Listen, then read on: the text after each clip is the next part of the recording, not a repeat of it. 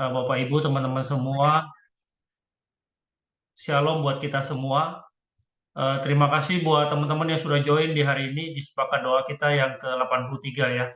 Jadi Sepakat Doa ini adalah wadah dari kita untuk kita ya teman-teman. Jadi buat teman-teman semua yang punya kerinduan untuk ikut berpartisipasi sebagai bisa sebagai pendoa, sebagai worship, sebagai yang mau kesaksian, ataupun yang mau men-sharingkan firman Tuhan, bisa menghubungi kru-kru doa yang ada. Ya, kita sangat rindu teman-teman bisa ikut serta dengan kami semua di melayani di Sep Doa ini. Ya, hari ini kita sudah memasuki Sep Doa yang ke-83, teman-teman. Jadi tema kita hari ini adalah Bringing Life Not Death ya.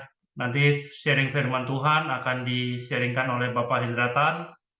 Kita akan dipandu worship leadernya oleh Ibu Belda dari KCU Melawai. Setelah itu kita akan mendengarkan kesaksian dari Ibu Nancy dari KCP Sulawesi.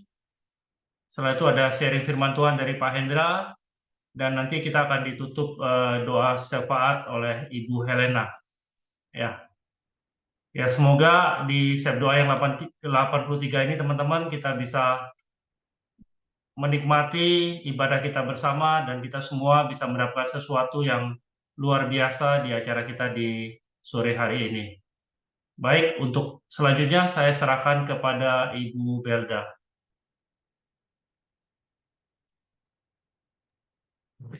Baik, terima kasih Pak. Shalom Bapak Ibu semua. Selamat sore.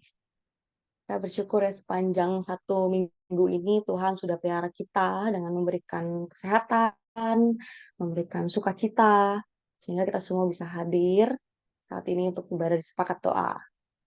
Nah, mari Bapak Ibu, saya mengundang untuk waktu yang singkat ini, kita pakai untuk kembali bersaat teduh, merenungkan kasih-Nya yang sempurna, yang tiada berkesudahan, karena kita punya Bapa yang hidup, kita punya Bapa yang kekal.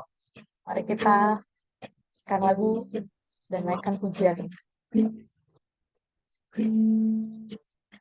Kasih yang sempurna telah menerima darimu, pulihkan kita kita hanya oleh kasih karunia Kau pulihkan aku, layak dapat memanggilmu Bapa. Kau yang ku pinta saat engkau mencari mendapatkan, ku ketuk pintumu dan kau bukakan, sebab kau Bapa yang kekal. Takkan kau biarkan aku tinggal sendirian. Kau selalu ada bagiku, sebab kau Bapa yang kekal. Kita naikkan pujiannya dari awal. Kasih yang sempurna telah menerima darimu, bukan karena kebaikan dan oleh kasih karunia-Mu Kau pulihkan aku, layak untuk dapat memanggil Bapa kami yang ku berikan, saat kita cari mendapatkan, ku ketuk pintumu, engkau bukakan, sebab kau Bapa yang tetap, takkan kau biarkan aku sendiri. Kau selalu ada bagiku, sebab kau Bapa-Ku, Bapa yang kekal. Kita ucapkan syukur, terima kasih Tuhan buat berkat-Mu. Terima kasih Tuhan, Kau yang layak kami agungkan Tuhan. Kiranya setiap masing-masing kami Tuhan di tempat Kamu Tuhan bisa mengucap syukur atas perlindungan Tuhan di seminggu ini Bapa. Terima kasih Tuhan. Kami tinggikan nama Yesus. Terima kasih Tuhan. Kau yang layak Tuhan. Terima kasih Tuhan. Terima kasih Tuhan, tolong Kau terus menjadi Bapa yang Tuhan buat kami Bapa. Katakan bersama-sama. Kami yang ku minta sama cari mendapatkan, ku ketuk pintumu, engkau bukakan, sebab kau Bapa yang kekal. Takkan kami biarkan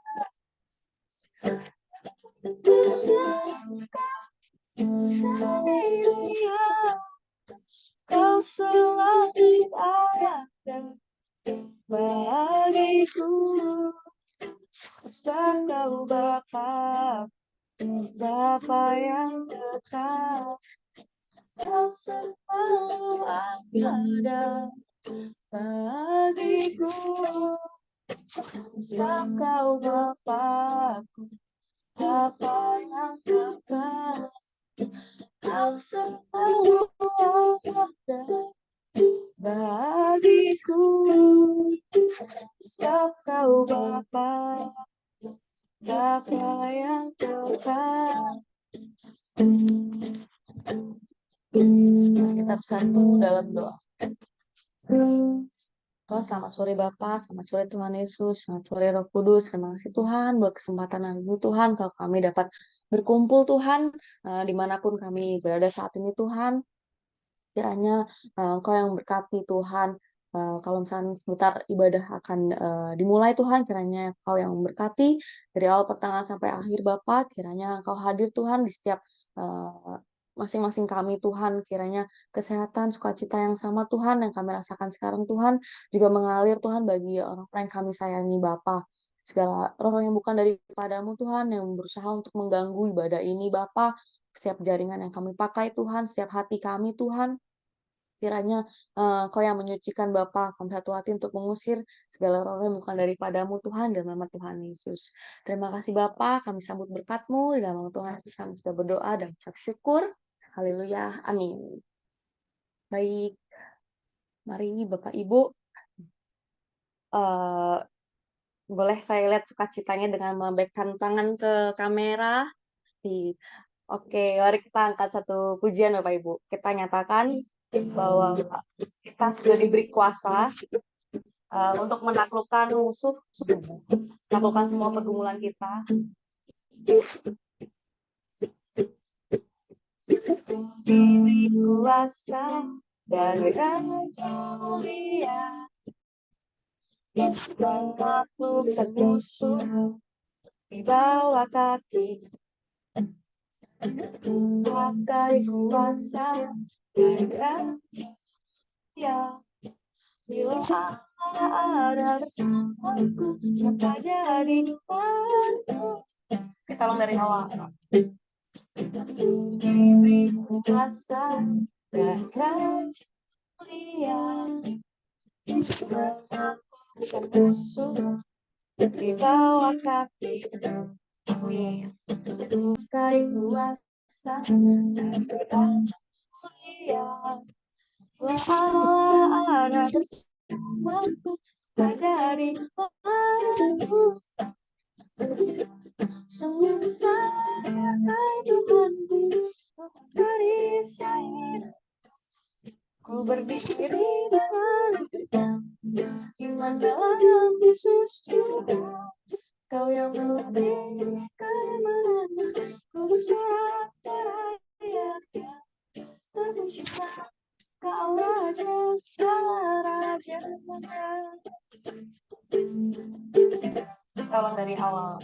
Dengan lima. Diberi kuasa, diberi raja mulia, menaklukkan musuh di mana di bawah kaki.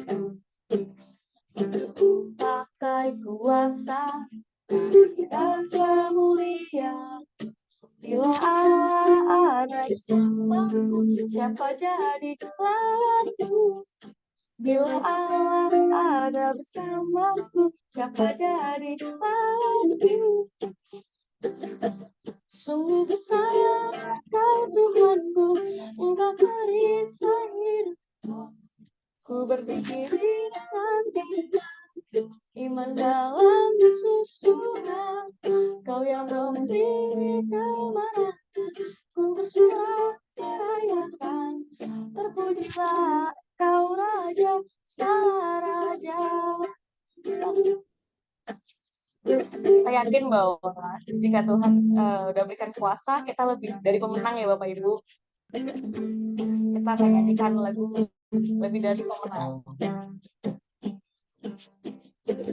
Lebih dalam segala perkara, bisa dikalahkan oleh kuasa darahnya. Jika Allah di pihak kita, siapa dapat melawan? Kita lebih dari pemenang, lebih dari pemenang dalam segala perkara. Iblis telah dikalahkan oleh kuasa darahnya. Jika Allah di pihak kita, siapa dapat melawan? Kita lebih dari pemenang. Haleluya, kita akanlah pancinya, Yesus Raja segala raja. Haleluya, bangkitlah dari jana, kita lebih dari pemenang. Haleluya, kita akanlah pancinya, Yesus Raja segala raja. Haleluya, bangkitlah dari jana, kita lebih dari pemenang. Kita lebih dari pemenang. Kita lebih dari pemenang. Haleluya Bapak Ibu.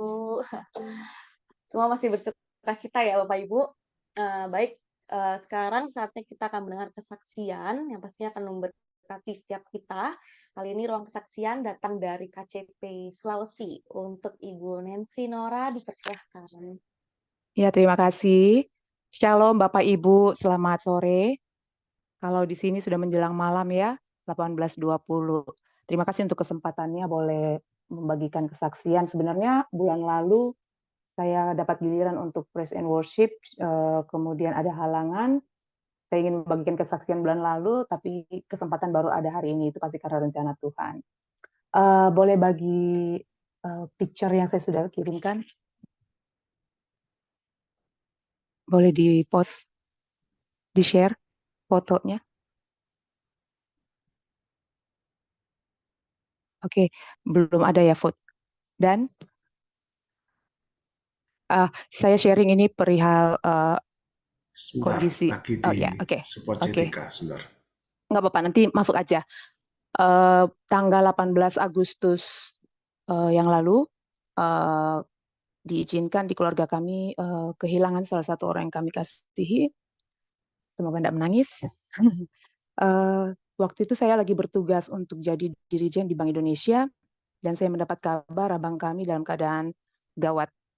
Abang saya berusia 46 tahun, 1 tahun yang lalu baru menikah, dan 1 bulan yang lalu, baru bersama dengan istri, tinggal bersama itu bulan Juli ke bulan Agustus. Abang itu operasi tanggal 16, kemudian tanggal 17, tanggal 16 sudah harus pulang, sudah sehat, tapi tanggal 17 ada serangan mendadak, kejang-kejang, kemudian dapat suntikan, dan akhirnya setelah melalui beberapa penanganan, abang jadinya hidup dengan menggunakan alat. Banyak sekali yang saya mau sharingkan mengenai bagaimana kehidupan abang ini yang memberkati kehidupan kami juga, dan saya yakin juga pasti akan memberkati Bapak Ibu. Abang ini, saya sudah menikah 20 tahun yang lalu, dan kami berempat bersaudara, semuanya wanita, dan 1 abang kami, yang paling tua, dan kami terlebih dahulu menikah semua sebelum abang kami menikah tahun lalu. Salah satu yang dipersiapkan abang adalah adik-adiknya menikah duluan. Terus tahun yang lalu menikah, dan pertemuan dengan calon istrinya ini adalah melalui penjual bakso ya di Kendari. Mama papa saya beli bakso, kemudian penjual baksonya ngomong gini, "Tante, Om, abang kok belum nikah-nikah?" gitu kan. Terus kemudian, "Kenapa nggak cari paribannya aja?" Pariban itu adalah sepupu kandung yang bisa dinikahi kalau mama saya punya anak laki-laki bisa menikah dengan anak, adik, atau abangnya yang perempuan ya. Nah, itu paribannya, dan singkat cerita mereka menikah, dan ini mukjizat yang Tuhan buat salah satunya dalam kehidupan abang. Kemudian abang persiapkan itu semua, kami menikah, terus abang bisa memenuhi kerinduan orang tua untuk mendapatkan istri orang Batak, itu juga dia udah penuhi, dan dia sangat bersukacita melewati 1 tahun pernikahan bersama istrinya itu seperti bagaimana ya, dia melihat kami berempat adik-adiknya sudah berumah tangga, punya anak, dan dia sangat mengasihi ponakan-ponakannya, dan ketika dia menikah, dia begitu bersukacita dan dia begitu berbahagia. Ini abang saya, boleh slide-nya selanjutnya boleh di-share. Ya, ini abang saya waktu mau pulang sebelum keesokan harinya ada serangan, terus kemudian ini kabar abang lagi kritis, dan kami tidak tahu mau berbuat apa-apa dari jauh, selain harus datang keesokan harinya ketika abang sudah dirawat. Yang saya mau bagikan bukan bagaimana dia meninggal dan bagaimana prosesnya yang lain-lain, supaya lebih singkat. Ada 3 poin yang saya ingin bagikan Bapak Ibu. Yaitu dari kehidupan abang itu saya belajar, 1, selagi ada waktu, hargai, sayangi, kasihi semua orang yang kita miliki.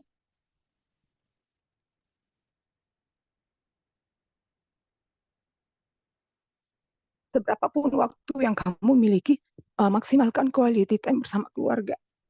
Itu penting, dan dia itu lakukan. Jadi selama abang bersama orang tua, mama ini kesaksian mama saya, setiap pagi sebelum berangkat pasti cari mami. Sebelum berangkat ke gereja berdoa bareng. Terus kemudian kalau misalnya pulang cari mami, mami baik-baik.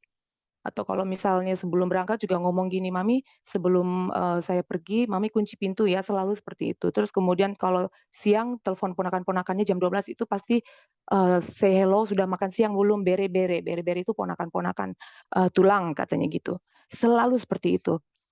Jadi momen-momen bersama papa mama itu selalu dia lewati bersama dengan quality time yang bisa dia buat sekalipun dia sibuk. Abang saya ini kerja di Maybank, dia ketua tim kapten Indo Runner, Jadi kesibukannya bisa dibayangkan, tetapi selalu menciptakan waktu-waktu berharga bersama dengan orang-orang yang dia kasih, terutama bersama istrinya, walaupun baru 1 bulan.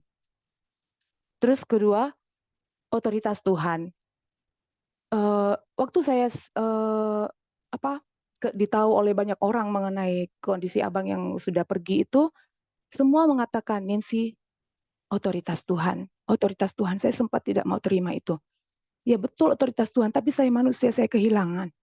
Tapi saya ini sekarang menjadi anak yang tertua, karena abang sudah pergi, saya harus menguatkan keluarga saya. Jadi saya sampaikan ke mama saya tidak bisa move on. Sampai sekarang setiap hari, pasti kalau ada waktu ke kuburan. Dan selalu merasa menyesal karena tidak bisa berbuat banyak untuk abang. Apalagi cara perginya abang itu kan menurut mama itu merupakan malpraktek. Karena pada saat abang kritis, oksigen tidak ada. Mama saya orang medis, jadi pada saat kritis, oksigen diambil dari klinik di rumah kami. Dan di itu, mama selalu berusaha menyalahkan dirinya, menyalahkan rumah sakit, pihak medis, dan lain-lain. Jadi tidak bisa move on. Saya selalu katakan, mama otoritas Tuhan. Mau di rumah sakit, mau abang lagi nyetir mobil, mau abang lagi tidur, tanggal 18 itu, mama harus terima abang pasti dipanggil Tuhan. Dan mengakui bahwa Tuhan tidak selalu menjawab ya, tidak selalu menjawab. Pasti Tuhan juga akan menjawab itu dalam bentuk lain, wait atau tidak gitu. Tapi yang pasti Tuhan lebih mengasihi abang kita. Akhir-akhir ini sudah mulai bisa menerima. Namun kalau misal melihat mobil tidak dinyalakan, kamar abang AC-nya nggak dimatikan karena sudah nggak ada yang nyalain, itu teringat lagi dan menangis. Saya bilang kalau misalnya kangen boleh, tapi sedih jangan. Kangen boleh, ya mengucap syukur saja bahwa Tuhan sudah bersama abang sekarang. Lalu yang ketiga itu persiap abang ini waktu kedukaan itu tamunya banyak banget. Saya sampai bingung, ini temannya siapa aja? Hampir 600-an. Kenapa saya tahu? Karena saya menyediakan snack dan makanan. Hampir 600-an orang. Terus saya lihat ini teman adik saya yang bungsu, teman saya, teman adik-adik yang lain juga, bahkan teman saya itu jadi teman abang. Jadi semua orang memberikan kesaksian bahwa abang ini ketika berlari selalu menyapa setiap orang. Kemudian kamu pelari ya? Saya di Indorunner, kalau mau gabung ayo sehat gitu. Terus kemudian saya terketuk dengan satu kesaksian dari rekan kerjanya bahwa abang mempersiapkan jalannya ke surga. Abang mempersiapkan jalan ke surga. Ini yang penting. Dia rajin banget. Quiet time, maksudnya renungan pagi, setelah dia renungan dia pagi. Nah ini juga yang menjadi membuat keluarga di kampung juga di Jakarta tersentak karena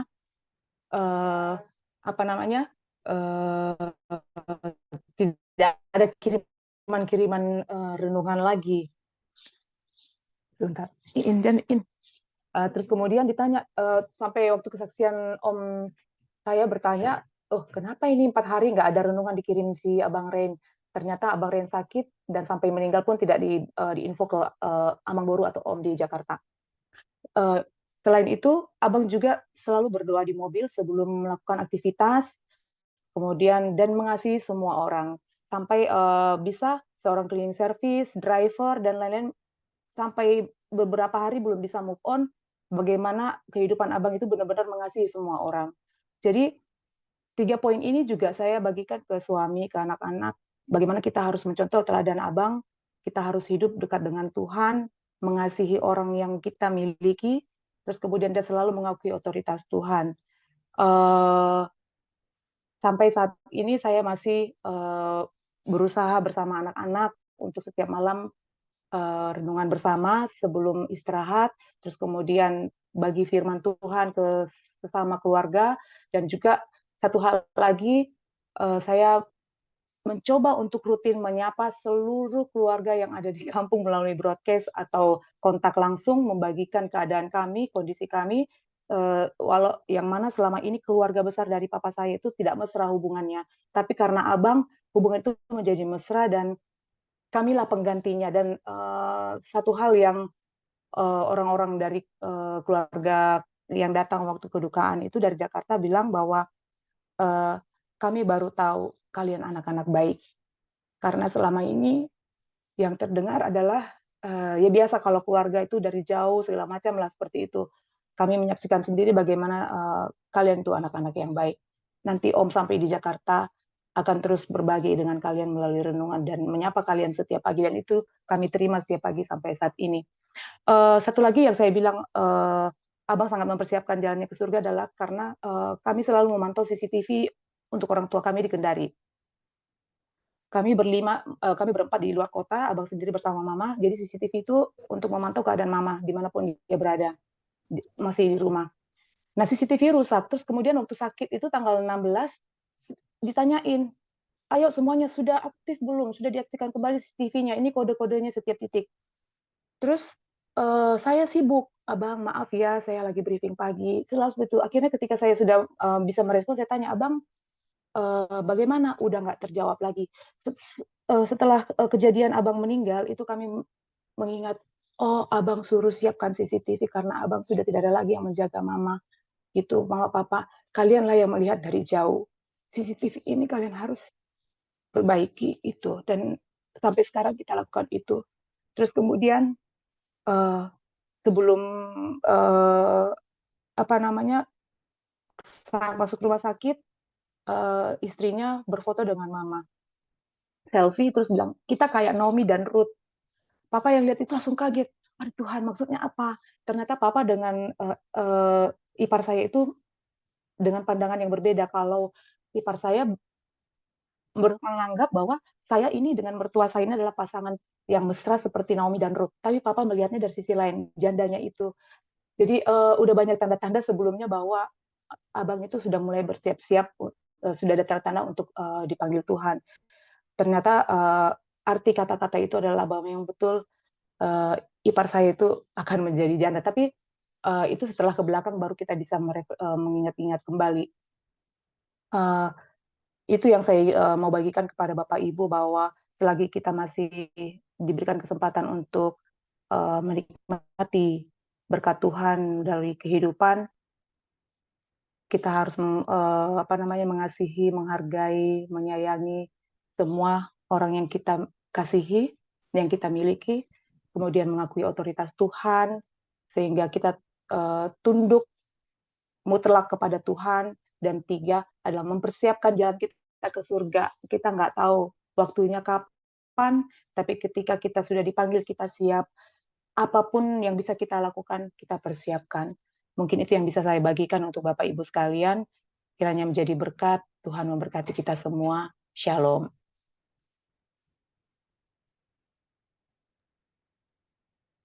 Baik, terima kasih banyak untuk Bu Nancy buat kesaksiannya yang luar biasa.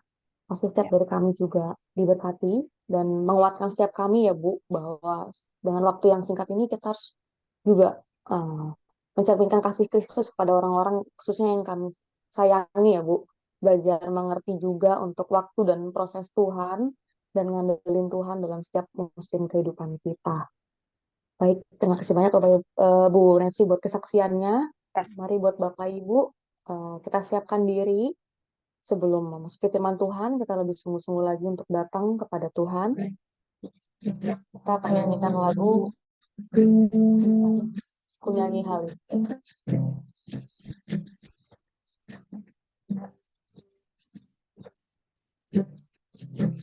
Berapa dapat menyembah di sini, ku percaya akan ada bagiku. Katakan, Bapakku datang, Bapakku datang, menyembahmu di sini. Ku percaya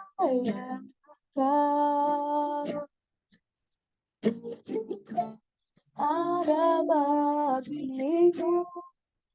tak usah kami takut Tuhan, tak usah aku takut, sebab Kau sertaku, tak usah aku Kau di dalamku, tak usah aku cepat, Kau bangkit aku saat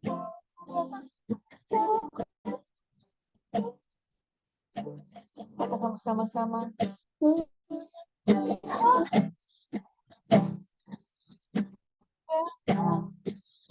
Ku nyanyi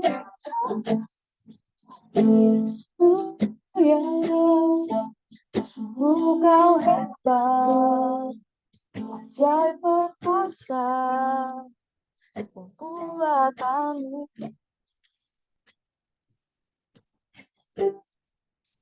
Ku nyanyi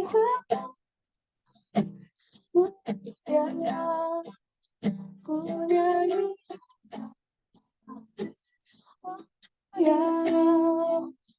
sungguh Kau hebat, ajaib perkasa, buatanmu di hidupku.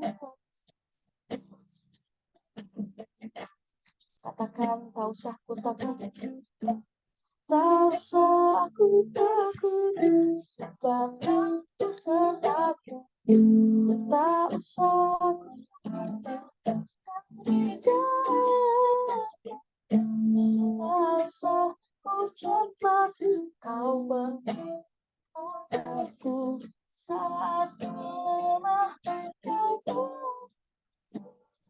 tidak akan takut Tuhan, tak usah ku takut, sebab Kau sertaku, tak usah ku bintang, Kau di dalamku, tak usah ku cemas, Kau penghiburku saat lemah, Kau kuat.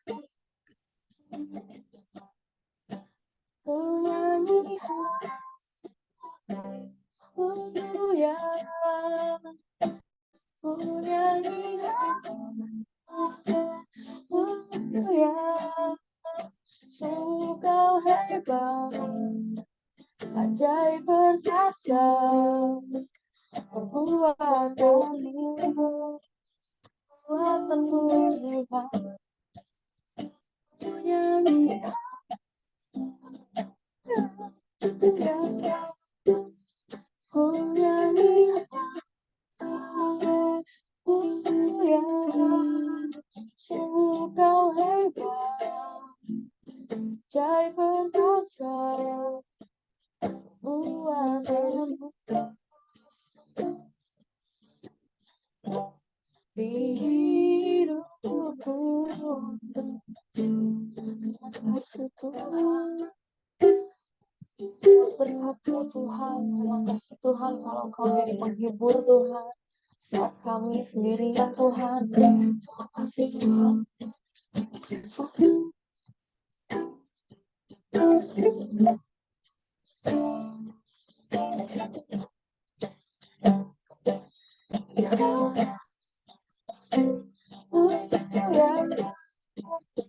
Ku nyanyi haleluya, sungguh Kau hebat, ajaib perkasa, buatanmu.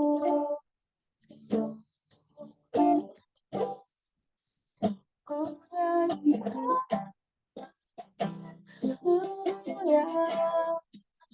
ku nyanyi haleluya, sungguh Kau hebat, ajaib perkasa, perbuatanmu di hidupku, di hidupku.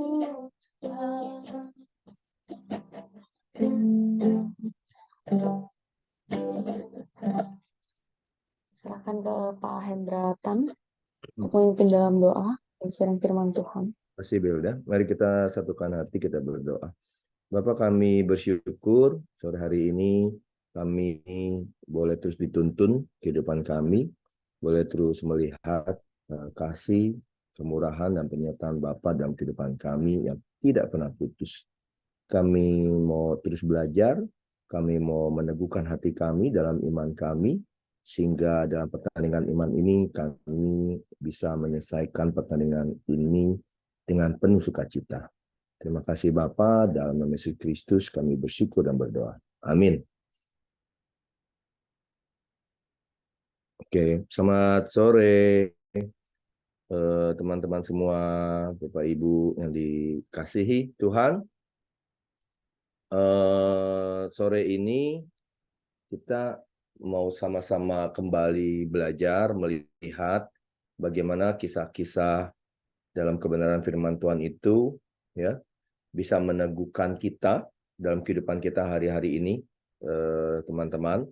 Ya, saya coba merenungkan kisah Elia kembali. Kisah Elia ini memang menarik ya direnungkan. Ini pernah dibawakan juga dalam beberapa kesempatan sepakat doa yang lalu, ya, mungkin tahun lalu kali bahkan ya, kisah Elia. Saya ingat Bu Gyokni pernah sampaikan ini, saya pernah sekali juga sampaikannya, 2-3 kali kita sampaikan. Tapi yang kali ini saya mau coba melihat kelanjutan dari kisah Elia, yang ketika Elia dalam perjalanannya ketika dari Sungai Kerit, lalu Tuhan memerintahkan dia untuk pergi ke Sarfat, ketemu janda di Sarfat dan memberkati janda Sarfat, ya seperti yang kita sudah tahu juga di 1 Raja-Raja 17 itu, sehingga si janda Sarfat ini juga yang tadinya nggak tepung dan buli-buli lagi dalam minyaknya di rumahnya, tapi kehadiran Elia itu dengan firman yang dibawakan oleh Elia itu, maka ada buli-buli dan ada tepung yang berkelimpahan sampai beberapa waktu lamanya. Kita mencatat demikian. Nah, teman-teman, tapi apa yang terjadi setelah itu? Tapi setelah Elia tetap di sana, tinggal sama janda Sarfat, ya, kita lihat bahwa ternyata si anaknya sakit keras, ya. Bahkan di Alkitab mencatat kisah ini bahwa sampai tidak bisa bernafas,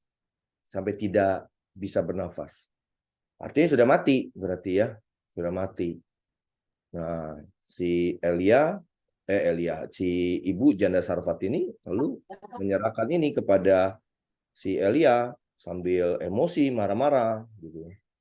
Tapi apa sikap Elia nanti kita akan sama-sama lihat, dan akhirnya ya anak ini sebetulnya bisa hidup kembali, ya. Bisa hidup kembali sesuai dengan otoritas yang Elia dapatkan dari Tuhan. Anak ini bisa bangkit kembali dari kematiannya, teman-teman. Nah, bringing light not death ini sebetulnya saya mau coba aplikasikan. Kisah Elia ini sudah terjadi ribuan tahun lalu, teman-teman. Tidak ada lagi nggak ada lagi tokoh Elia yang nyata hidup di tengah-tengah kita hari ini. Tapi kisah ini menjadi satu peneguhan buat hidup kita di dalam kehidupan kita dimanapun kita berada hari-hari ini, teman-teman. Saya percaya bahwa kita seringkali berada dalam situasi-situasi yang kelihatan tidak ideal gitu ya.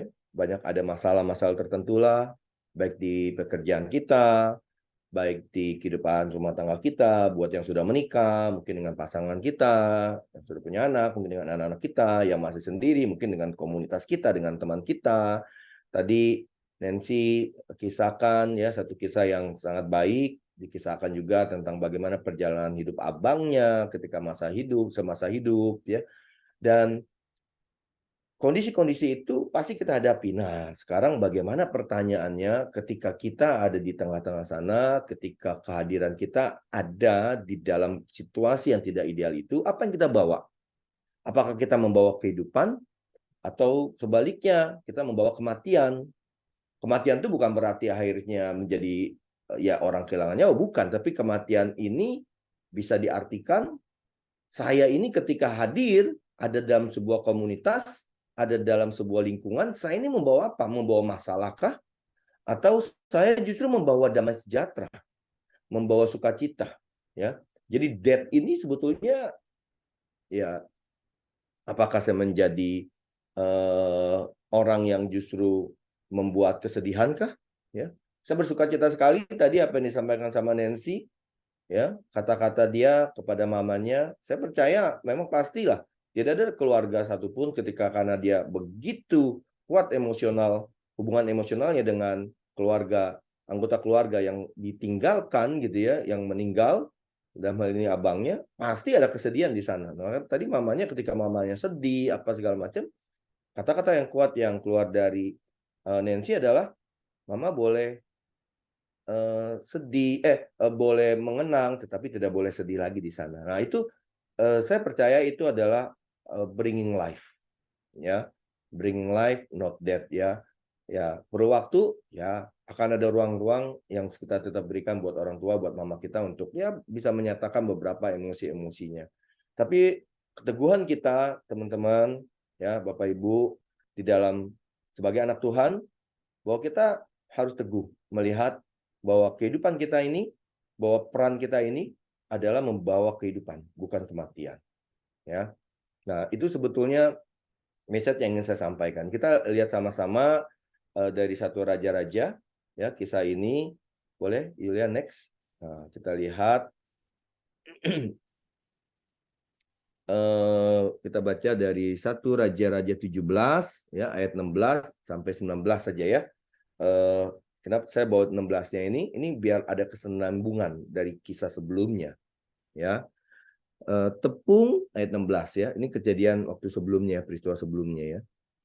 Tepung dalam tempayan itu tidak habis dan minyak dalam buli-buli tidak berkurang seperti firman Tuhan yang diucapkannya, ya, yang diucapkan oleh Tuhan dengan perantaraan siapa? Elia, ya, dengan perantaraan Elia. Tadi teman-teman ingat Elia nggak ada lagi hari-hari ini, tapi perantaraan siapa? Elia ini adalah hamba Tuhan. Siapa hamba Tuhan? Ya, kita. Jadi tepung dan tempayan itu nggak akan habis, minyak dalam buli-buli nggak akan berkurang, karena ada firman Tuhan yang dibawa oleh Elia, oleh kita, teman-teman. Ayat yang ke-17, ya. Sesudah itu, artinya sesudah mujizat itu terjadi, teman-teman, anak dari perempuan pemilik rumah itu jatuh sakit, dan sakitnya itu sangat keras sampai tidak ada nafasnya lagi, mati berarti. Kata perempuan itu kepada Elia, apakah maksudnya datang? Apakah maksudmu datang kemari, ya abdi Allah? Singgahkah engkau kepadaku untuk mengingatkan kesalahanku dan untuk menyebabkan anakku mati? Katanya. Kata Elia kepadanya. Ya. Nah, ini satu hal menarik sebelum saya baca ayat yang ke-19, teman-teman. Ya. Kalau teman-teman lihat ya di kisah sebelumnya di 1 Raja-Raja di pasal yang sama, ya, di ayat sebelumnya, ya, saya coba bukakan. Di ayat yang sebelumnya, kita lihat. Ini menarik sekali. Ayat 12, ya. Ayat 12. Ya, ini ketika ayat 11 dulu ya. Ketika perempuan itu pergi mengambilnya, ya, mengambil roti, terus si Elia bilang gini, cobalah ambil juga bagiku sepotong roti. Nah, apa yang si perempuan itu katakan? Demi Tuhan Allahmu yang hidup, sesungguhnya tidak ada roti padaku sedikit pun, kecuali segenggam tepung dalam tempayan dan sedikit minyak dalam buli-buli. Dan sekarang aku sedang mengumpulkan 2-3 potong kayu api. Kemudian aku mau pulang dan mengolahnya bagiku dan bagi anakku. Dan setelah kami memakannya, maka kami akan apa? Mati, kata dia. Nah, ini adalah kata kedua nih. Ini yang pertama di ayat yang ke-12, lalu kata kedua ini di ayat 18, teman-teman. Ya. Dikatakan apa? Mengingat kesalahanku dan untuk menyebabkan anakku mati. Jadi si janda ini selalu kata-katanya adalah kata-kata kematian terus. Ya, masalah terus. Matilah gua. Ya, habislah saya. Ya, memang saya lagi sedang tidak beruntung, ya. Memang saya sedang banyak musibah, ya. Memang saya sedang tidak diberkati Tuhan. Nah, itu kata-kata kematian, teman-teman, sebetulnya. Nah, inilah yang terjadi pada si janda Sarfat. Ya. Lalu apa yang dikatakan oleh Elia? Kata Elia kepadanya, enggak gitu kok. Saya datang kemari untuk memberkati kamu, untuk membuat kamu memiliki minyak yang berkelebihan, kamu punya tepung yang berkelimpahan. Itu yang dikatakan Elia? Tidak, teman-teman. Ya. Elia tidak membela diri, tapi Elia berkata kepadanya, berikanlah anakmu itu kepadaku. Elia mengambilnya dari pangkuan perempuan itu dan membawanya naik ke kamarnya di atas dan membaringkan anak itu di tempat tidurnya. Elia mengambil peran. Ketika diperhadapkan dengan situasi yang tidak ideal, ya, masalah, teman-teman, ya, kata-kata kematian lah, oleh siapapun, oleh teman kita, buat yang punya tim mungkin oleh anggota tim kita, buat yang punya bos, pasti kita punya bos semua ya, punya atasan, oleh bos kita mungkin ya, oleh rekan kerja kita, oleh orang tua kita sekalipun, oleh anak kita, oleh pasangan kita, banyak sekali. Dunia ini penuh dengan kata-kata kematian, teman-teman. Banyak sekali. Dan dunia ini sudah sangat terbiasa hidup dengan kebesaran egonya, sehingga setiap orang pasti punya kecenderungan untuk menyatakan bahwa saya benar dan kamu atau orang lain tidak benar. Nah, kalau kita belajar dari kisah ini, teman-teman, belajar dari kisah Elia, bagaimana respon hati kita? Bagaimana respon kita atas situasi ini? Ya, can you imagine ya teman-teman? Elia ini datang pada saat awal itu, si janda ini nggak punya apa-apa, teman-teman. Bahkan dia bilang habis punya roti, bikin roti, dia mati. Tapi karena kehadiran Elia, maka ayat 16 bilang apa? Dia punya tepung, punya tempayan, sehingga dia bisa hidup berhari-hari, teman-teman. Jadi mukjizat sudah terjadi. Elia ini sudah membawa mukjizat loh, teman-teman. Tapi ketika ada masalah, loh apa hubungannya? Anaknya mati, anaknya sakit. Apa karena sakit itu karena makan roti? Atau karena goreng apakah pakai minyak itu kah gitu ya, sehingga anak itu keracunan, sakit, dan Elia dipersalahkan? Tidak. Tapi entah mengapa memang karena keegoisannya si perempuan ini, dia lupa atas berkat yang pernah diterima dari Tuhan melalui Elia. Tapi ketika masalah itu datang, kecenderungan kita sebagai manusia juga pada umumnya itu adalah akhirnya mempersalahkan orang lain. Ini yang sering terjadi sebetulnya dalam kehidupan kita, teman-teman. Banyak kali masalah-masalah itu ada di sekeliling kita, dan kita bisa di dua sisi nih. Kita bisa menyalahkan orang lain, atau sebaliknya, kita dipersalahkan. Nah, saya mau ajak teman-teman, sekarang saya percayalah ya, banyak pembelajaran-pembelajaran yang sudah kita dapat dalam sepakat-sepakat doa yang sebelumnya, yang mengajarkan kita, meneguhkan kita, supaya kita jangan lagi membawa problem maker, katanya, atau menjadi problem maker gitu ya, menjadi orang membuat masalah. Tidak. Ya, saya percaya itu teman-teman sudah teguh di situ.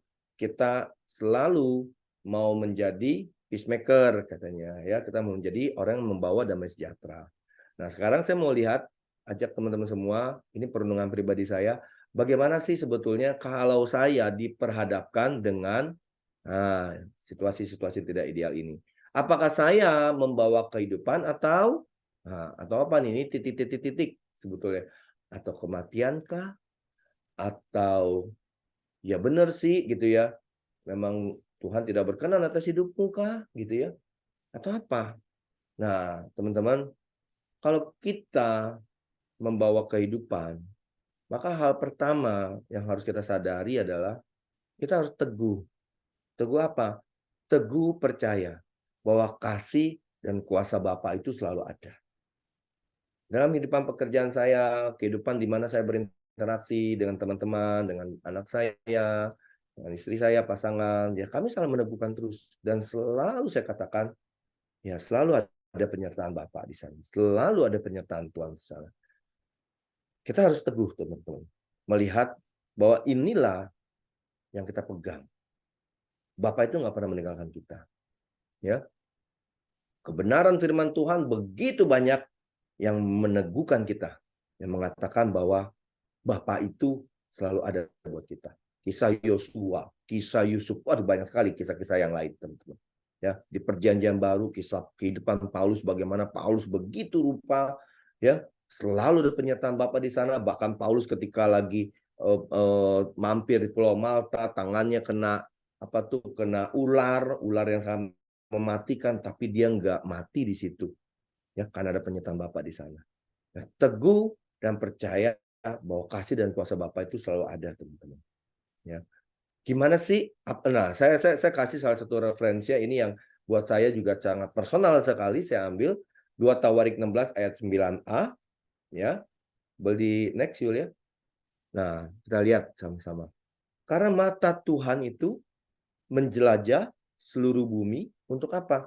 Untuk melimpahkan kekuatannya kepada mereka yang bersungguh hati kepada Dia. Ya. Jadi Tuhan itu melimpahkan segenap kekuatannya kepada Hendra yang bersungguh hati kepada Dia. Nah, ini saya ambil personal sekali, teman-teman. Kita pernah dalam pembicaraan 1-2 kali dalam cakap-cakap kita, mungkin kita sering bercanda gitu, suka bilang katanya, ya Tuhan itu kan sangat berkuasa sekali ya. Aduh, jangankan Tuhan itu kadang katanya ya dia hanya orang dia bilang jadilah terang, maka terang itu jadi kok. Cuma berfirman. Ya. Jadi begitu besar kuasa Tuhan, begitu besar kekuatannya Tuhan. Ya, kekuatannya Bapa kita. Nah, kalau sedikit aja Tuhan itu melimpahkan kekuatan buat kita. Kita tuh sudah menjadi sangat-sangat luar biasa, teman-teman. Nah, firman Tuhan malam ini personal mengingatkan kita bahwa ada kelimpahan kekuatan siapa? Kekuatan Tuhan buat kita. Kalau apa? Kalau kita bersungguh hati terhadap Dia. Bersungguh hati terhadap Dia maksudnya apa sih? Kita fokus terus melihat dan berjalan terus ke arah kehidupan Kristus, bukan yang lain. Ya. Nah, ini yang meneguhkan Elia. Kenapa Elia begitu teguh? Kenapa dia tidak, ketika si janda Sarfat itu mempersalahkan dia, Elia nggak membela diri.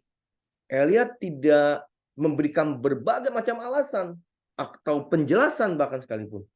Ya. Tapi dia langsung bilang, sini anakmu, kasih saya. Dia tidak berkata-kata, dia langsung mengambil peran di situ. Kenapa dia mengambil peran, teman-teman? Karena dia sangat teguh. Dia melihat bahwa dia punya kekuatannya Allah. Dia punya kekuatannya Bapa. Dia punya kekuatannya Tuhan. Ya. Karena Elia ini luar biasa dalam perjalanan-perjalanan sebelumnya, kalau teman-teman lihat ya, bagaimana dia juga hidup di Sungai Kerit, lalu dia melakukan mukjizat ini, ya dia sangat teguh sekali, teman-teman. Dia suruh pergi ke Sarfat, dia pergi saja. Dia berpikir, mungkin satu dia berpikir dia akan bertemu dengan janda kaya yang punya banyak uang, tapi ketika dia lihat, loh kok nggak ada, ini janda kok malah miskin gitu ya. Tapi dia nggak ragu. Kenapa? Karena dia tahu ada kekuatan Tuhan bersama dia.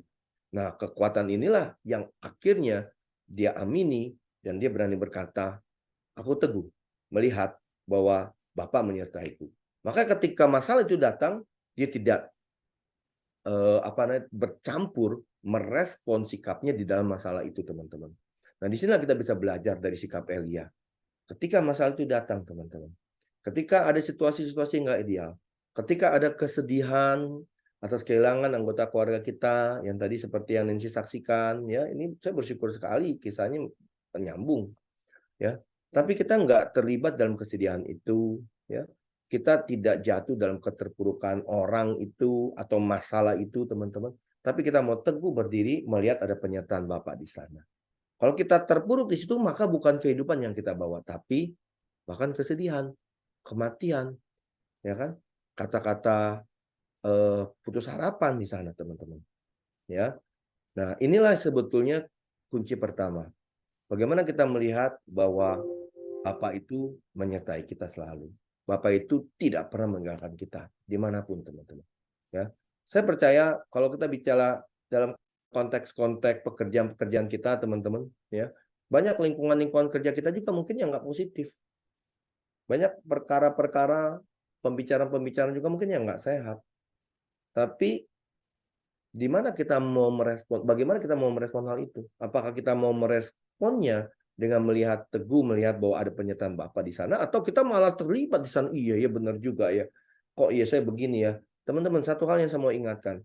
Setiap kejadian itu bisa saja terjadi pada orang lain, tapi teguhlah melihat bahwa Bapa menyertaimu, bahwa Tuhan selalu ada bersamamu, Tuhan melimpahkan kekuatannya kepadamu, Tuhan melimpahkan kekuatannya kepada hidup kita, sehingga kita akan menjadi berbeda dari apa yang dialami oleh dunia. Itu yang kita mesti pegang, teman-teman. Kita ini berbeda. Ya, ini yang pertama. Lalu yang kedua, apa yang kita bawa? Kehidupan atau apa? Nah, bagaimana cara kita membawa ini? Nah, belajar kisah Elia tadi itu, ya, teman-teman. Elia itu nggak cuma tuh ada, ya gimana ya, ya aku juga turut bersedih atas kematian putrimu, ya. Ketika dia bilang anak perempuan itu jatuh sakit, terus dia dimarahin, ya sudahlah, aku minta maaf, ya, ya aku mengerti kesedihanmu, ya, terus bantulah dia, ya, apa, mungkin menyiapkan banyak hal gitu ya. Bukan itu yang dia lakukan, teman-teman. Tapi Elia ayat 19 mencatat bahwa Elia langsung mengambil peran. Berikanlah anak itu kepadaku. Kenapa dia berani mengambil peran, teman-teman? Karena tadi yang pertama dulu. Dia teguh percaya bahwa kasih dan kuasa Bapa itu selalu ada. Nah, ketika kita teguh di situ, maka kita bisa mengambil peran dalam setiap kesesakan. Untuk apa? Untuk melakukan perbuatan-perbuatan yang baik. Kenapa saya yang harus mengambil peran? Kenapa Hendra yang harus ambil peran? Kenapa Anggolo yang harus mengambil peran? Kenapa Dani yang harus ambil peran? Kenapa Nancy yang ambil peran? Kenapa Belda yang harus ambil peran? Karena Efesus 2 ayat 10, ini satu peneguhan dari Paulus, menyatakan bahwa kita ini adalah buatan Allah. Boleh next yuk? Kenapa? Karena kita ini adalah buatan Allah. Kita ini diciptakan dalam Kristus Yesus. Untuk apa? Untuk melakukan pekerjaan baik yang dipersiapkan Allah sebelumnya. Jadi Allah sudah menyiapkan banyak sekali pekerjaan baik. Yang siapa kerjakan? Kristus kerjakan? Bukan. Kita kerjakan. Kita meneruskan pekerjaannya Kristus di dalam kehidupan kita hari ini. Kristus sudah hidup 2000 tahun yang lalu. Bagian kita lah hari ini yang meneruskan pekerjaan-pekerjaan baik itu. Teman-teman, makanya kalimat ini sangat jelas sekali. Dan saya mengambil personal sekali ayat firman ini.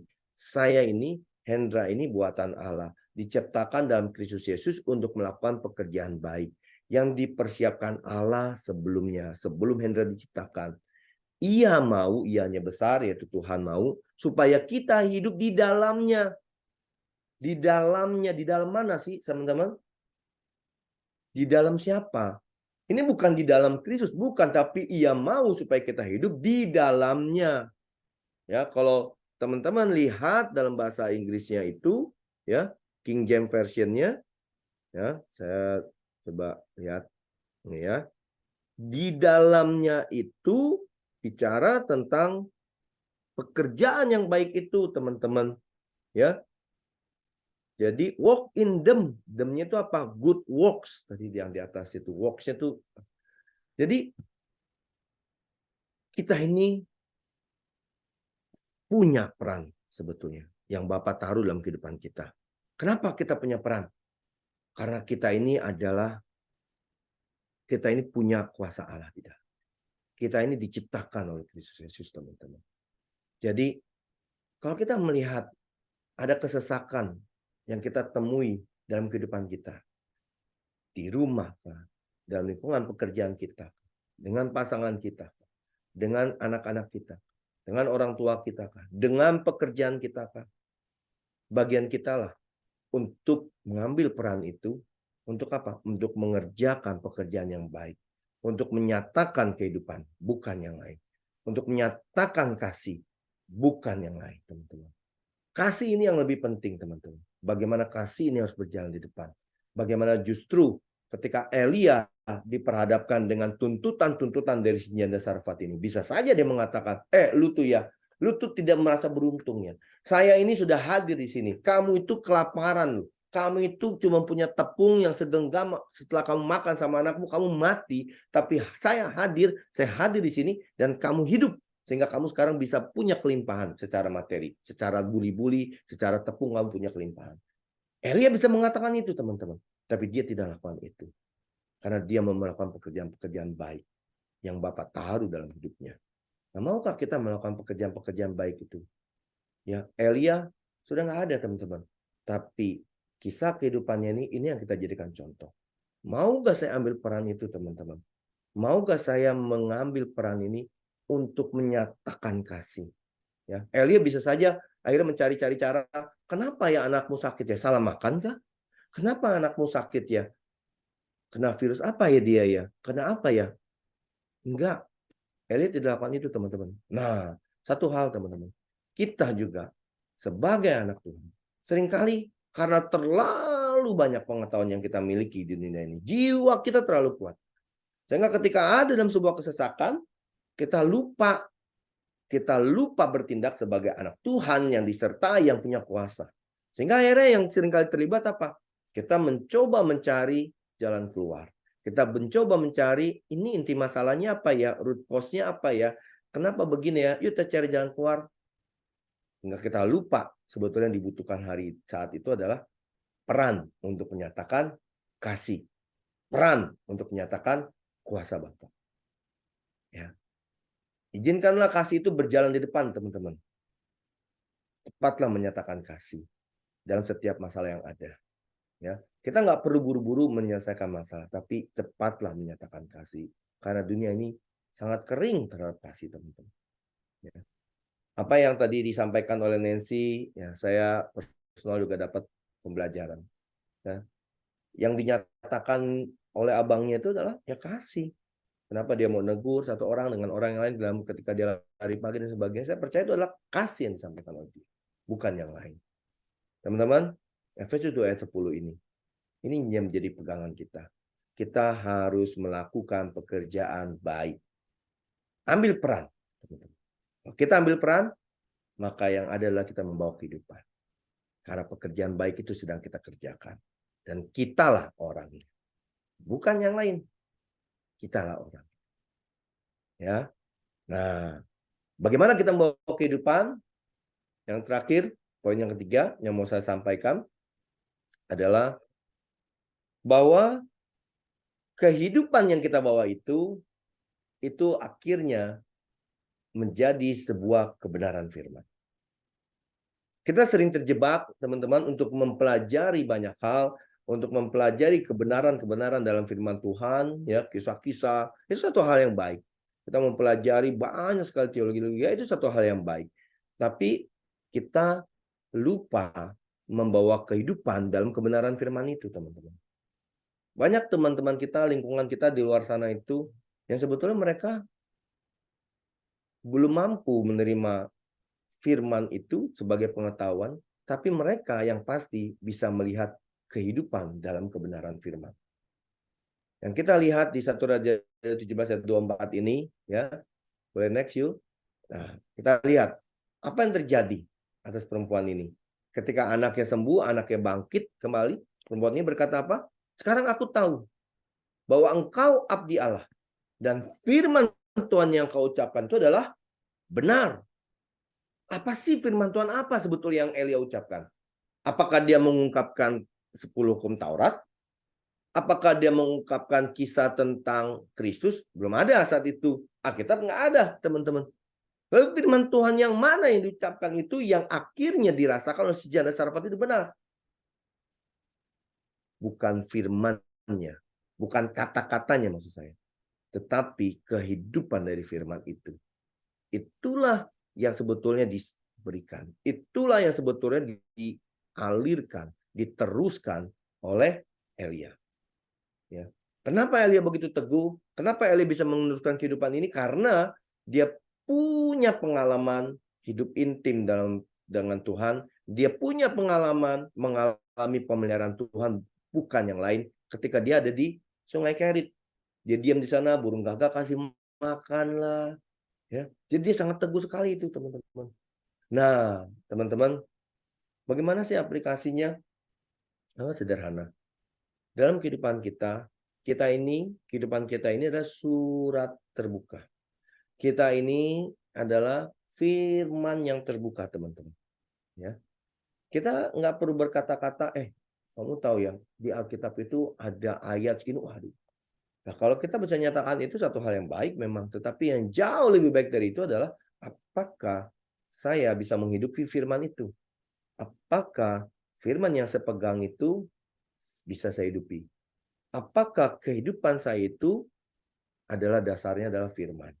Bukan firman sebagai pengetahuan, bukan firman sebagai teologi, bukan. Bukan firman sebagai ayat-ayat Alkitab, bukan. Tapi firman ini menjadi kehidupan yang diberikan, yang diteruskan, teman-teman. Ya. Nah, 3 hal ini, teman-teman, yang saya dapat, yang saya mau bagikan buat teman-teman semua, ya, sore malam hari ini. Kalau kita melihat, ya, hari ini, next Yul, bahwa hidup saya, hidup kita, hidupku ini adalah untuk menyatakan kehidupan, bukan kematian. Saya belajar banyak, teman-teman. Dalam komunitas di mana di gereja lokal saya berada, teman-teman. Bahwa hidup saya ini ternyata banyak tanpa saya sadari, banyak kali menyatakan kematian. Kata-kata yang keluar adalah kata-kata kematian. Ya, yang paling sering kita katakan, mati deh gue deh. Gitu. Ya kan? Mati lu. Ya. Wah, kacau. Hancur deh. Ya kan? Apalagi tuh kata-kata kematian. Wah, susah deh. Wah, nggak bener nih. Wah, rusak deh semua deh. Wah, kacau deh. Nah, itulah kata-kata kematian, teman-teman. Ya, kita mengalami begitu banyak perjalanan iman kita dalam masa-masa pandemik yang lalu. Ya, kalau teman-teman ingat kenapa tadi diingatkan juga di awal, kenapa Sep Doa ini hadir? Karena saat itu dalam kapasitas saya sebagai kepala HCM saat itu, saya melihat banyak sekali kata-kata kematian yang diungkapkan. Ya, bukan cuma berita kematian, tapi kata-kata kematian. WAG itu penuh, bukan WAG saja, bahkan WA itu penuh sekali dengan kata-kata kematian. Ya, kata-kata di sana ada kematian, bank sana tutup, perusahaan ini begini, kantor cabang sini tutup begini, pemerintah menetapkan aturan membatasi begini, semuanya bicara tentang kematian. Tidak ada bicara tentang kehidupan. Ya, atau hanya sedikit. Dari situlah saya diingatkan Tuhan. Bapak mengingatkan saya. Kita harus teguh, kita harus sepakat sebagai anak-anak Tuhan yang Tuhan taruh di BCA untuk membangun sebuah kekuatan baru, untuk menyatakan kehidupan, bukan kematian. Dan saya meneguhkan teman-teman semua, karena ini yang saya teguhkan dalam hidup saya sendiri, bahwa kehidupan keteguhan ini bukan cuma ketika saat COVID itu ada, tapi hari ini kita harus terus menyatakan kehidupan, bukan kematian. Bukan kata-kata putus asa. Bukan kata-kata kesedihan lagi. Saya meneguhkan Nancy, engkau dipakai Tuhan, dipakai Bapa dalam hidupmu untuk mengatakan kehidupan, bukan kematian. Kepulangan abangmu itu adalah sebuah perjalanan iman yang keluarga besarmu akan hidupi, akan dapati, untuk melihat bahwa kehidupan abangmu tidak pernah sia-sia. Dia hidup dalam masa kehidupannya dan dia membawa terang, dia membawa kehidupan buat banyak orang. Nah, disitulah peranmu untuk meneguhkan kehidupan buat keluarga besar. Ya, saya bersyukur melihat juga teman-teman di sini teguh terus melihat bahwa kasih dan kuasa Bapa itu selalu ada. Mata Tuhan menjelajah seluruh bumi untuk melimpahkan kekuatannya. Buat siapa? Buat saya, buat teman-teman semua. Dan ketika kekuatan kasih dan kuasa Bapa itu ada, itu bukan buat kita sendiri, teman-teman. Ingat, bukan buat kita sendiri. Bukan buat hidupku sendiri. Bahkan bukan untuk suku-suku Yakub katanya. Untuk pasanganku, untuk anak-anakku. Bukan. Terlalu sedikit, ya saya bilang gitu. Terlalu sedikit kalau kita hanya berpikirannya untuk keluarga kita, anak-anak kita, teman kita terlalu sedikit. Tapi kita harus mengambil peran dalam setiap kesesakan. Dan kita membawa kehidupan dalam kebenaran firman. Kita nggak perlu banyak berkata-kata tentang firman-firman Tuhan. Tapi bawalah kehidupan itu dalam kebenaran firman, teman-teman. Saya tutup dengan satu kisah yang saya alami sendiri beberapa waktu lalu. Itu ketika saya pergi berkunjung ke tempat teman saya melihat ke teman saya, ke orang tua saya. Orang tua saya tinggal di senior living. Kebetulan ketika saat itu dia sedang sakit, jadi dia masuk dalam ruang perawatan di rumah sakit, teman-teman. Nah, saya ngelihat itu ya. Pas di sebelahnya mama saya itu ada seorang nenek gitu ya, seorang ibu, dia sendirian gitu ya. Terus dia memandang kami, dia liatin kami. Nah, saya tergerak untuk bagaimana, habis. Nah, sedikit lagi ya. Saya tergerak untuk menyatakan kehidupan buat oma ini. Lalu saya samperin si oma ini. Saya tanya dulu sama pengurusnya, boleh nggak kalau saya bicara sama oma? Takutnya kan nggak boleh ya. Takutnya ada batasan-batasan tertentu. Oh, boleh Pak, silakan. Ya, saya bicara sama oma ini. Saya bilang, Oma, apa kabar? Saya bilang gitu ya. Baik, Oma kabarnya baik ya. Sukacita ya. Oma, saya ada ngomong mungkin 2-3 patah kalimat. Dia diam aja. Akhirnya dia bilang, aku nggak bisa dengar, kata dia gitu. Oh, ternyata dia nggak bisa dengar, teman-teman. Wah, tapi saya nggak putus akal sih saat itu sebenarnya. Dia nggak bisa dengar ya. Terus saya pikir, oh mungkin nggak bisa dengar, dia agak kurang pendengarannya. Tapi kalau song keras mungkin dia bisa lebih dengar nih. Saya lebih kerasin lagi, ternyata sama dia nggak bisa dengar. Terus ternyata orang sana bilang dia agak tuli Pak, musuh ngomong kencang sekali. Saya nggak mungkin lah ngomong kencang-kencang juga di dalam rumah sakit itu. Akhirnya saya putuskan untuk saya tulis di handphone. Saya tulis di handphone besar-besar. Saya bilang, Oma namanya siapa? Oh dia bisa jawab, Mariana. Oke. Oma umur berapa? Saya nggak cerita, kami berdialog di situ teman-teman. Terus terakhir saya katakan, Oma saya doa ya. Dia mau. Ya kata dia. Saya doain dia. Ya saya tahu sih, saya sadar, saya doain dia nggak dengar. Tapi saya teguhkan dia, teman-teman. Saya nyatakan kehidupan buat hidup dia. Umurnya 97 tahun, teman-teman. Ya. Saya belajar di situ bagaimana hidup saya. Ya. Sekarang 51. Tuhan mau pakai saya percaya Tuhan mau pakai saya sampai panjang umur, sampai 90, mungkin 100 tahun, dan saya akan sehat karena saya akan membawa kehidupan. Banyak kehidupan yang akan saya bawa di dalam setiap kesesakan, di dalam setiap situasi di mana saya berada. Dan saya belajar dari kisah ini, teman-teman, bahwa kehadiran saya, kehadiran kita, ya, meskipun dia banyak keterbatasan, teman-teman, tapi saya belajar satu hal.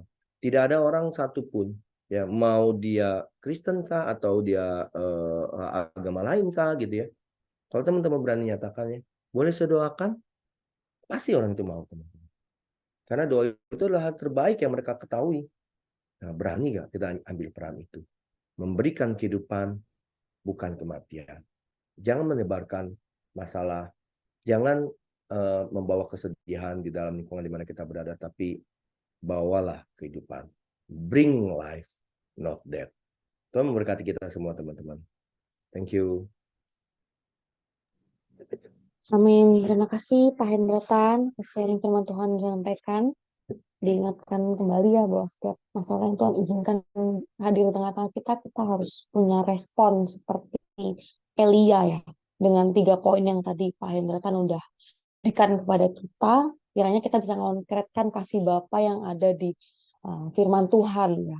Di perkataan kita yang selalu ada pengharapan dan kuasa ya Pak. Dan diingatkan lagi bahwa biarkan lewat kita nih ada testimoni karakter Kristus nih yang memancar buat setiap lingkungan kita, baik yang mengenal Tuhan maupun yang tidak mengenal Tuhan. Jadi tidak terbatas kasih Kristus ini.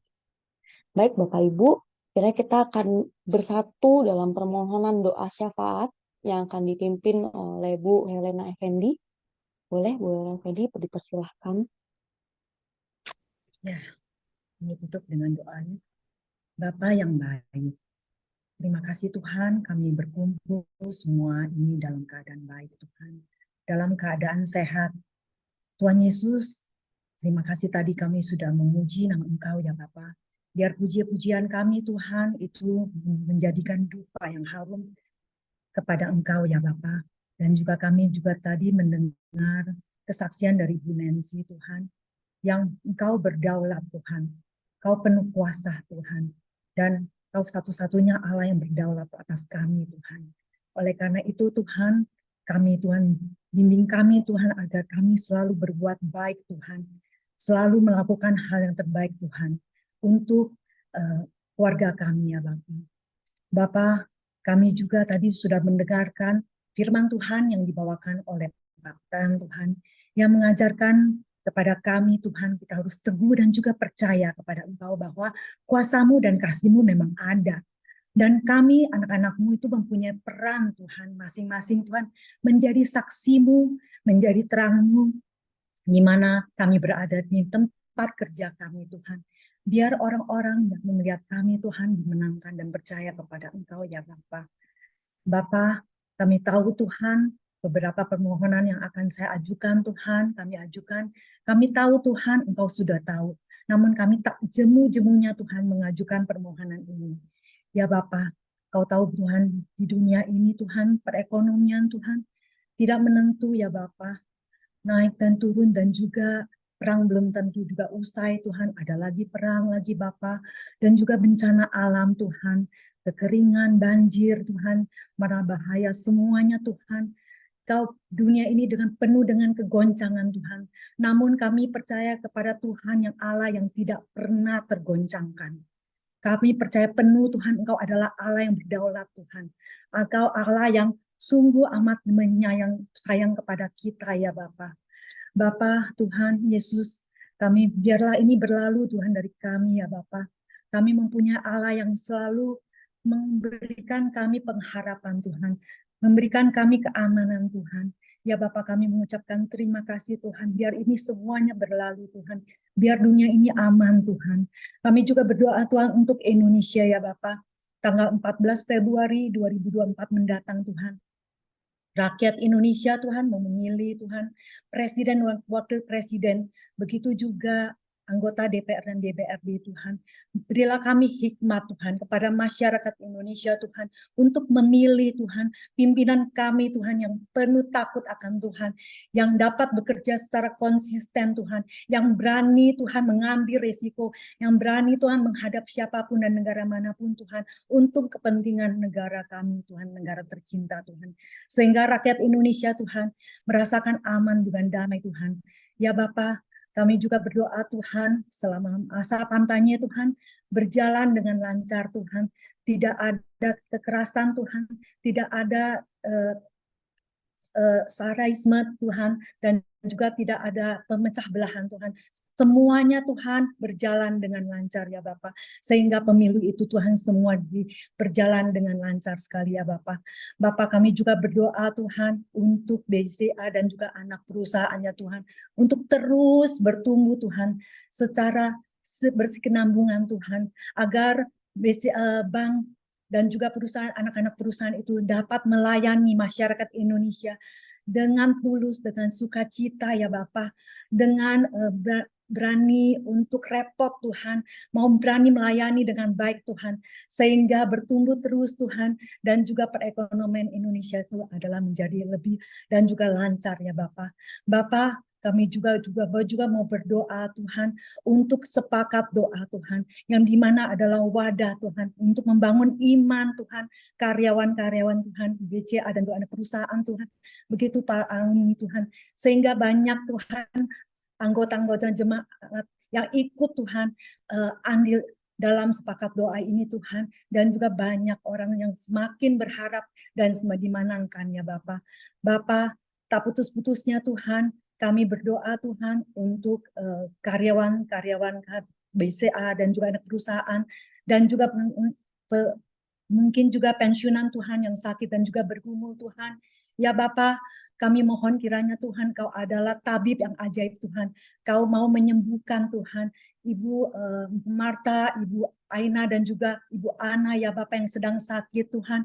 Ya Bapak, Kau jamah Tuhan obat-obat yang mereka makan, ataupun dan juga treatment yang mereka pakai Tuhan.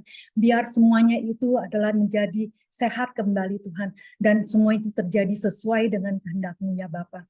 Bapak, tak lupa juga kami berdoa Tuhan, terus Tuhan, biar Roh Kudus Tuhan ada di hati kami masing-masing Tuhan, agar kami menjadi saksi-Mu, akan menjadi terang-Mu Tuhan, di mana tempat kami berada Bapak, di mana tempat kerja kami Tuhan, sehingga banyak orang-orang yang dimenangkan. Tuhan Yesus, semua ini kami ajukan Tuhan permohonan ini, dengan yang tidak sempurna itu di dalam nama Tuhan Yesus, kami berdoa dan mengucap syukur Tuhan. Biar kami selalu Tuhan taat dengan firman-Mu ya Bapak. Kami selalu menjadi orang yang selalu bersyukur Tuhan dan rendah hati ya Bapak. Tuhan, sekali lagi Tuhan, kami menjemah Engkau adalah Allah yang hidup, Allah yang begitu sayang dengan kami Tuhan, pribadi dengan pribadi Tuhan dan keluarga. Terima kasih Tuhan, di dalam nama Tuhan Yesus kami berdoa dan mengucap syukur. Haleluya. Amin. Mari kita tutup ibadah sepakat doa kita sore hari ini. Bapa, kami bersyukur, kami percaya senantiasa ada kasih penyertaan Bapa dalam kehidupan kami. Kami terus mau mengambil peran di dalam setiap kesesakan yang ada. Karena kami ini diciptakan oleh Allah untuk melakukan pekerjaan-pekerjaan baik yang Bapa telah siapkan sebelumnya. Kami percaya Bapa, kami mau terus ambil bagian dalam pekerjaan-pekerjaan yang baik. Terima kasih Bapa. Bersyukur melihat dalam kebersamaan ini, melihat kesetiaan, melihat kerelaan dari setiap teman-teman yang hadir di dalam sepakat doa ke-83 ini. Ada kuasa Bapa yang terus menyertai kita, kasih dari Tuhan Yesus Kristus dan penyertaan Roh Kudus senantiasa ada bersama kita. Di dalam nama Yesus Kristus, kami bersyukur dan berdoa. Amin.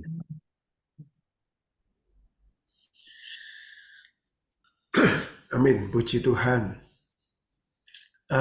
Haleluya ya. Sore hari ini kita sama-sama diberkati melalui firman Tuhan, kesaksian, present worship, dan juga doa yang kita sepakati bersama, kita naikkan ya.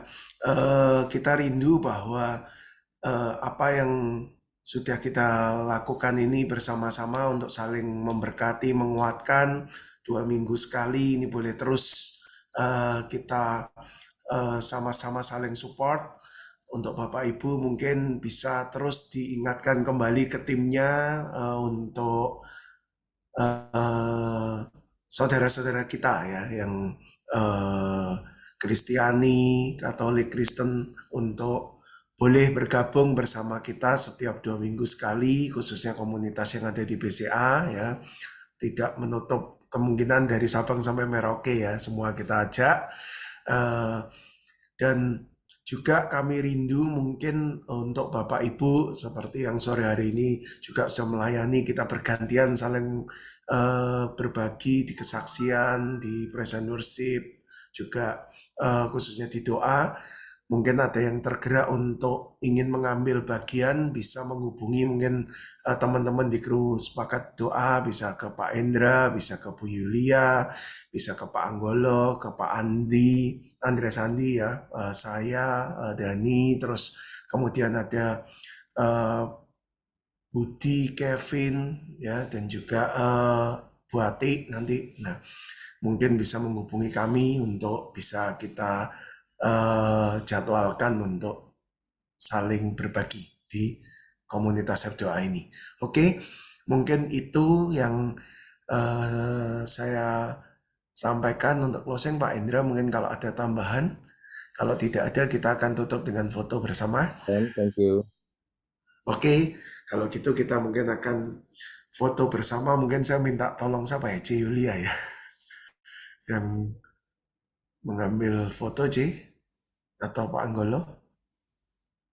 Oke, kita foto C. ya. Oke, Ada ya, 2 thank you, C. layar.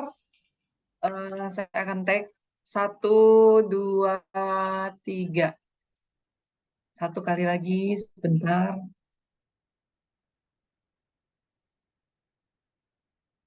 Oke, terima kasih teman-teman semua.